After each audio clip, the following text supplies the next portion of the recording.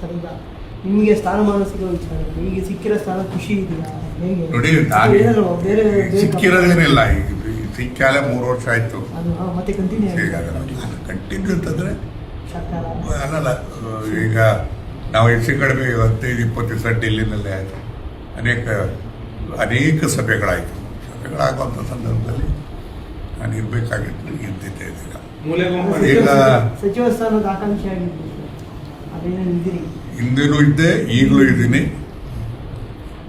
ತೃಪ್ತಿ ಇಲ್ವಾ ಸರ್? ತೃಪ್ತಿ ಇದೆಯಾ ಅಂತ ಅಲ್ಲ, ಈಗ ತೃಪ್ತಿ ಅಂತ ಅಲ್ಲಲ್ಲ, ಕೆಲಸ ಮಾಡೋದ್ರಲ್ಲೇ ತೃಪ್ತಿ ಇದೆ, ಪ್ರಶ್ನೆ ಬೇರೆ. ಆದರೆ ನಾನು ಕೂಡ ಸಚಿವರು ಹಾಕಾಗ್ತದೆ. 2ನೇ ಹಂತದ ಪುನರ್ರಚನೆ ಬಹುಶಃ 23-25ರಂಗೆ ಆಗ್ಬೋದು ಅಂತಕ್ಕಂಥ ನಿರೀಕ್ಷೆ ಇದೆ. ಅಲ್ಲಿನ ಚಲನವಲನ ಏನು ಅಂತಕ್ಕಂಥದ್ದು ಗೊತ್ತಿದೆ.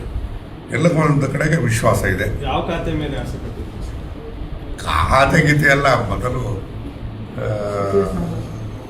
ಪುನರ್ರಚನೆಯಲ್ಲಿ ಸಚಿವ ಸಂಪುಟ ನಂದಿದೆ.